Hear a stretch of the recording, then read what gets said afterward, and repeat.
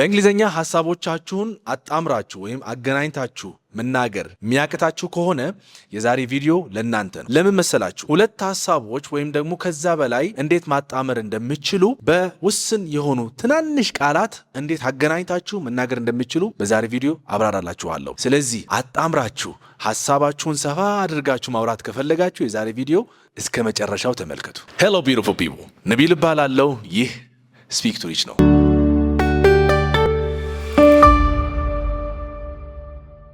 በዚህ ክረምት ልጆቻችሁ እንግሊዘኛ አቀላጥፎ እንዲያወሩ ከፈለጋችሁ እኛ ጋር አስመዝግቧቸው። ውስን ቦታ ነው ያሉንና በተጨማሪም ከ6 ልጅ በላይ በአንድ ቦታ ላይ አይማሩም። አድራሻችሁ ካላችሁኝ ከጋዜቦ አደባባይ ወደ መስቀል ፍላወር በሚወስደው መንገድ ድሪም ላይነር ሆቴል ፊት ለፊት ጀምስ ህንፃ 8ኛ ፎቅ ላይ እንገኛለን። የበለጠ መረጃ ከፈለጋችሁ ደግሞ በእነዚህ ስልክ ቁጥሮች ደውሉልን። በጣም ጥሩ። አሁን ቀስ በቀስ እያልን እየሰፋ እያካበድ ነው እንሄዳለን፣ ወይም ደግሞ ተለቅ ያለ ሐሳብ እናወራለን ማለት ነው። በቀላሉ የሚጀምሩት አንድ ነገር በዘልማድ የምታደርጉት ነገር ልታወሩ ስትፈልጉ ምን እንላለን? ተናጋሪው እኔ ከሆንኩኝ አይልና ከዛ በኋላ ቀጥላለሁ አይደለ? ለምሳሌ ድርጊቱን ብቻ ማስቀመጥ ነው። እበላለሁ፣ በዘልማድ እበላለሁ ስል አይ ኢት አይደለ?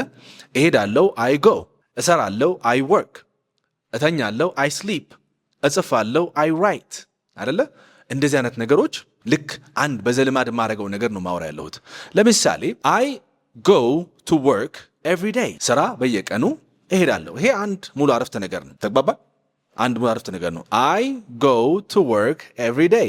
ይሄ ሙሉ አረፍተ ነገር ነው። እኛ ሐሳባችን በዛሬ ትምህርት ፎከስ ማድረግ የፈለኩት ምንድነው? ልክ ሐሳቡን ልናሰፋው ፈልገናል። ለምሳሌ I work የሚለውን ቃል ያዙልኝ። I work ስንል እሰራለሁ ነው። እሺ እንዲህ ማለት ብትፈልጉ ቤተሰቦቼን ለመርዳት እሰራለሁ ስትሉ ምን ትላላችሁ? ስለዚህ ምክንያት አለ ወይስ የለም? ምክንያት የገለጻችሁ ነው። አደራችሁ ነው። አሁን ቢኮዝ አንልም። እዚህ ጋር ቢኮዝ አይደለም።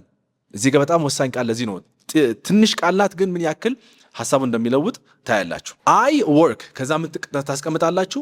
ቱ ከኔ ጋር አይ ወርክ ቱ ከዛ በኋላ ምንድነው ያንን የምታረጉት ነገር ለምን እንደምታረጉት ለመግለጽ ስትፈልጉ፣ ሐሳባችሁን ማስፋት ስትፈልጉ፣ ኮኔክት ማድረግ ስትፈልጉ አንድ ድርጊት አለ። ያንን ድርጊት የምታረጉበትን ነገር ለማብራራት ስትፈልጉ አይ ወርክ ቱ ከዛ መርዳት ምንድነው ወይም መደገፍ support. I work to support ማንን? ቤተሰቤን።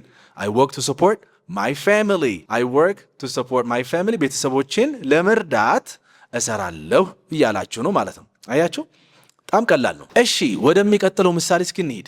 አሁን ስፖርት ትሰራላችሁ ብዬ አስባለሁ። ማትሰሩ ከሆነ ስፖርት ስሩ፣ ይጠቅማቸዋል፣ ለጤናችሁ ይጠቅማቸዋል። አሁንም ይሄው ምሳሌው ከዚሁ ጋር የሚገናኝ ነው። አሁን ስፖርት እሰራለሁ በሉኝ እስቲ። በሉ አቶሎ አይ እሺ ስፖርት መስራት ምንድን ነው? ኤክሰርሳይዝ ማለትም ትችላላችሁ። አሊያም ደግሞ አይ ወርክ አውት ቀላል እንዲሆንላችሁ። ወርክ የሚለውን ቃል መስራት ነው አይደለ? አውት ስትሉ ደግሞ ስፖርት መስራት ማለት ነው። ስለዚህ ምን ይሆናል? አይ ወርክ አውት ስፖርት እሰራለሁ። እሺ ጤነኛ ለመሆን ስፖርት እሰራለሁ በሉኝ። ደግሞ አሁን ቀደም ብዬ በነገርኳችሁ ማገናኛ ቃል ብቻ ተጠቀሙና ከዛም ቀጥሉ። አይ ወርክ አውት። እሺ ቱ ቢ ለምንድን ነው ያለው? ለመሆን አይደል? ጤነኛ ለመሆን። ቢ ምንድን ነው? መሆን የሚገልጽ ቃል ስለሆነ የሚገልጽ ድርጊት ስለሆነ የሚገልጽ ግስ ስለሆነ አይ ወርክ አውት ቱ ቢ ሄልቲ፣ ጤነኛ ለመሆን ምን አደርጋለሁ? ስፖርት እሰራለሁ እያላችሁ ነው ማለት ነው። አያችሁ አይደለ? እሺ ደስተኛ ለመሆን ስፖርት እሰራለሁ ስትሉስ ምን ትላላችሁ? በቃ ያው እንደዛው ነው። አይ ወርክ አውት ቱ ቢ ከዛ መጨረሻ ያለችውን ሄልቲ የነበረችውን ሃፒ ማለት ነው። አይ ወርክ አውት ቱ ቢ ሃፒ። አይ ወርክ አውት ቱ ቢ ሃፒ። እሺ አቋሜን ጽድት ያለ አቋም ወይም ደግሞ አቋሙን የጠበቀ ለመሆን እሰራለሁ፣ ስፖርት እሰራለሁ። አይ ወርክ አውት ቱ ቢ ፊት። አይ ወርክ አውት ቱ ቢ ፊት። ኦኬ ፊት ማለት አቋሙን የጠበቀ አካል ማለት ነው። አይ ወርክ አውት ቱ ቢ ፊት። ስለዚህ ይህንን ካላችሁ ምክንያቱን ገለጻችሁ። ለምን እንደምትሰሩ ስፖርትን ለምን እንደምትሰሩ ምን አረጋችሁ? ገለጻችሁ ማለት ነው። እስካሁን ድረስ በዘልማድ የምታረጉት ነገር ነው አይደለ? በዘልማድ ያ ነገር ለምን እንደምታረጉ እየገለጻችሁ ነው በዘልማድ። እሺ አንድ ነገር አደረጋችሁን ብለን እናስብ። ያን ነገር ያደረጋችሁበት ምክንያት ለዚህ ነው ብላችሁ መግለጽ ስትፈልጉ ምን ትላላችሁ? ተመሳሳይ ነው። አረፍተ ነገሩ ብቻ ይለወጣል እንጂ ያኛው የዘልማድ አረፍተ ነገር የነበረው አሁን እዚህ ጋር ምን ይሆናል? ኃላፊ አረፍተ ነገር ይሆናል ማለት ነው። ለምሳሌ ሁኔታውን ለማብራራት ነው የደወልኩት ስትሉ አሁን መደወል ምንድነው? ኮል አይደለ? ሐላፊ ምን ይሆናል? ሐላፊው የኮል ሐላፊ ታውቁታላችሁ። ኮልድ አይደለ? ኮልድ። እሺ ደውያለሁ በለኝ መጀመሪያ። አይ ኮልድ። እሺ አይ ኮልድ ማንን? ደውዬልሃለሁ አይደለ? አይ ኮልድ ዩ። ስለዚህ አይ ኮልድ ዩ ካላችሁ ማለት ነው አንተ ጋር ደውያለሁ ወይም ደውዬልሃለሁ እያላችሁ ነው። አይ ኮልድ ዩ ይሄ ራሱ ሙሉ አረፍተ ነገር ነው። ባይ ዘ ወይ አይ ኮልድ ዩ ስትሉ ደውዬልሃለሁ። እሺ ሁኔታውን ለማብራራት ደውዬልሃለሁ። ስለዚህ መደወሌን በምን ምክንያት እንደሆነ ልትገልጹ ከሆነ ቅድም ያልኳችሁ ቃል ተጠቀሙልኝ እዚህ ጋር አይ ኮልድ ዩ ቱ። በቃ አይ ኮልድ ዩ ቱ ከዛ በኋላ ማብራራት ምንድነው? ኤክስፕሌን። አይ ኮልድ ዩ ቱ ኤክስፕሌን ከዛ ምንድነው? ሁኔታውን the situation I called you to explain the situation አንተ ጋር የደወልኩኝ ወይም አንተ ጋር የደወልኩበት ምክንያት ሁኔታውን ለማብራራት ነው እያላችሁ ነው ማለት ነው። አያችሁ?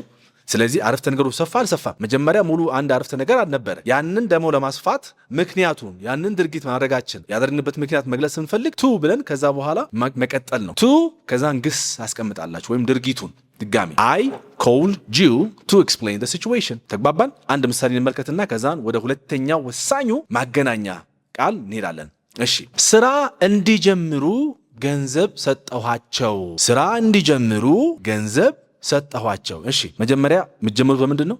ሰጠኋቸው ማንን? እነሱን አይደለ? ስለዚህ ምን ይሆናል? መስጠት ምንድን ነው? ዋናው ቃላችን ጊቭ ነው። ሐላፊ እናድርገው ቶሎ ጌቭ ሐላፊ ምንድን ነው? ጌቭ አይ ጌቭ ማንን? አይ ጌቭ እነሱን them I gave them። እሺ ገንዘቡን I gave them the money ይሄ ሙሉ አረፍተ ነገር ነው አይደለም? I gave them the money ስንል ገንዘቡን ሰጠኋቸው አለቀ። ሙሉ አረፍተ ነገር ነው። ለምን እንደሰጣችሁ መግለጽ ከፈለጋችሁ ግን ትቀጥላላችሁ። I gave them the money to ከዛን መጀመር ምንድን ነው? start ከዛን ከስታርት በኋላ ግስ ከመጣ ምን እንጠቀምበታለን? ing። ስለዚህ I gave them the money to start working ስራ እንዲጀምሩ ነው ገንዘብ የሰጠኋቸው እያላችሁ አያችሁ። ስለዚህ ቱ በመሃል ስታስገቡ ከአንድ አረፍተ ነገር በኋላ ሐላፊም ይሁን ሌላም በነባራዊ ምንድነው ሩቲን የምታረጋቸው ነገሮች መግለጽ የምትፈልጉ ከሆነ ቱ ስታስቀምጡ ምን እያረጋችሁ ነው ማለት ነው? የመጀመሪያው አረፍተ ነገር ያረጋችሁበት ምክንያት እያብራራችሁ ነው ማለት ነው። ማብራሪያ ለመግለጽ ስትፈልጉ ይሄ አንዱ ትሪክ ነው። ባይደው ብዙ ሐሳቦች አሉ። ሁሉም ከቨር እናርግ ብንል ጊዜ አይበቃን። ይሄ መጀመሪያ ነው። ሁለተኛው እዚህ ጋር በደንብ አስተውሉልኝ። ቃሉን የጥያቄ ቃል ነው ግን መሃል ላይ ሲገባ ሌላ ሐሳብ ይሆናል ማለት ነው። አስተውሉልኝ። የነገርከኝን ነገር ነው ያደረኩት ስትሉ ምን ትላላችሁ? የነገርከኝን ነገር ነው ያደረኩት አይደለ? ስለዚህ ምን ትላላችሁ? መጀመሪያ ማወቅ አለባችሁ ምንድነው? አይ ዲድ አድርጌያለሁ አይደለ?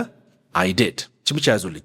እኔ ያልኳችሁ ምንድነው? አማርኛውን አስተውሉልኝ። የነገርከኝን ነገር ነው ያደረኩት። ስለዚህ የሆነ ነገር አድርጋችኋል አይደለ? አድርጌያለሁ ትበላችሁ ትጀምራላችሁ ማለት አይ ዲድ ያዙልኝ። ከዛ በኋላ እቺን ቃል ናት የምትይዙልኝ። ዋት ምንድነው? የጥያቄ ቃል አይደለ ወይስ ነው? እሺ ስለዚህ ዋት ስምንል መጀመሪያ አረፍተ ነገር ላይ ስናስቀምጠው ምን እያልን ነው ማለት ነው? ዋትስ ዮር ኔም ስንል ማን ነው ስምህ ወይም ምንድነው ስምህን አይደለ?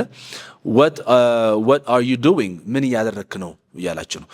በአረፍተ ነገሩ መጀመሪያ ላይ ሲቀመጥ ጥያቄ ሆነ ማለት ነው። እዚህ ጋር ግን መሃል ላይ ገባች። ስለዚህ ጥያቄ አይደለም። ምን ሆነ? I did አድርጌያለሁ what you told me to do I did what you told me to do ያ የነገርከኝን ነገር ነው ያደረኩት ያላችሁ ነው ማለት ነው። አያችሁ መሃል ላይ what የገባችሁ ምንድነው? ሁለቱንም እንድታገናኝ ነው። I did ስንል አድርጌያለሁ ምንም ይሁን ምንም ብቻ አድርጌያለሁ ነው። ከዛ በኋላ what you told me to do አንተ የነገርከኝን ነገር ወይም ደግሞ የተናገርከኝን ነገር ነው ያደረኩት እያልክ ነው ማለት ነው። አያችሁ what you told me። ይሄንን በሙሉ ሐሳቦች እስኪ እንመልከታቸው። የመጀመሪያው ይሄ አንድ ምሳሌ ነው። ሁለተኛው ምሳሌ በደንብ እንዲገባችሁ ማለት ነው። እንድገዛ የነገረችን ነገር ነው የገዛሁት። እንድገዛ የነገረችን ነገር ነው የገዛሁት። ስለዚህ ገዝታችኋል ማለት ነው። የሆነ ነገር ገዝታችኋል። በምን እንደምትጀምሩት ማለት ነው? መግዛት ምንድነው በእንግሊዝኛ? የመግዛት ግሱ ባይ አይደለ? ሐላፊ አድርጉልኝ። መግዛት የነገረችን ነገር ነው የገዛሁት። እንድገዛ የነገረችን ነገር ነው የገዛሁት ማለት ነው ሐሳቡ አይደለ? ስለዚህ ገዝታችኋል። ስለዚህ ከገዛችሁ ደግሞ ሐላፊ አረፍተ ነገር መሆን አለበት ያለፈ ጉዳይ ስለሆነ ማለት ነው። ስለዚህ አይ ባት እቺን ያዙልኝ። ይሄ ሙሉ አረፍተ ነገር ነው። አይ ባት ማለት ገዝቻለሁ። ምንም ይሁን ምንም ከዚህ በኋላ ሐሳቡን ትኩረታችን እሱ አይደለም። አይ ባት እሺ። ከዛን what አይ ባት what ማንን ነው ያልነው? እሷ ናት አይደለ?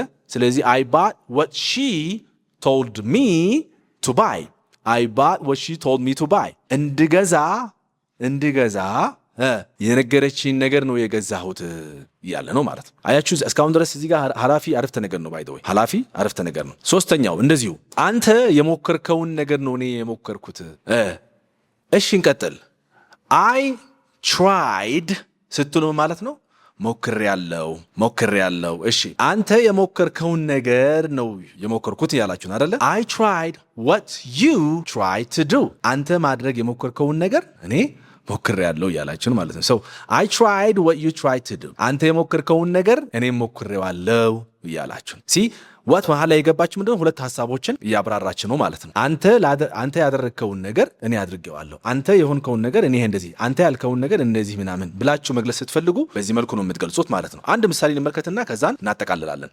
እሺ I explained ስትሉ ማለት ነው I explained ስትሉ አብራርቻለሁ። I explained what you told me። አንተ የነገርከኝን ነገር አብራርቻለሁ እያላችሁ ነው ማለት ነው። አያችሁ I explained what you told me። to explain ሊሆን ይችላል። I explained what you told me to say whatever the case። ሐሳቡ ምንድነው? to እና what መሃል ላይ እንደዚህ ስትጠቀሙባቸው ሁለት የተናጣጠሉ ሐሳቦች አንድ ላይ ማገናኘት ትችላላችሁ። አንደኛው ምን ነበረ? ኤክስፕላኔሽን እየተባለ ነው አይደለ? መጀመሪያ እያብራራችሁ ነው ያላችሁት ምክንያቱን ለምን እንደሆነ ያን ነገር ለምን ተደረገ እያረጋችሁ ነው። ሁለተኛው ደግሞ ሞር እያብራራችሁ እንደሆነ ይሄን ነገር ያደረኩት በዚህ ምክንያት ነው፣ ወይም ደግሞ አንተ ባረከው መሰረት ወይም አንቺ ባልሽው መሰረት ነው ያረኩት። የተደረገውን ነገር በምን ምክንያት እንደሆነ ኤክስፕሌን እያረጋችሁ ነው። ያኛው ምክንያቱን እየገለጻችሁ ነው። የመጀመሪያው ቱ ስንጠቀም፣ እዚህ ጋር ደግሞ በምን ምክንያት እንደሆነ እያብራራችሁ ነው ማለት ነው።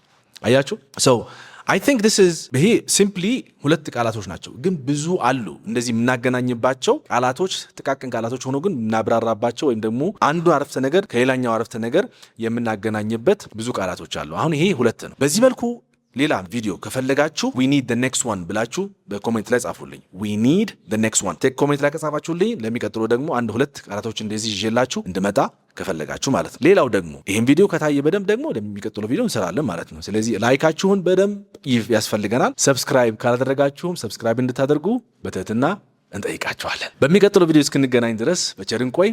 ሰላማችሁ ይብዛልኝ።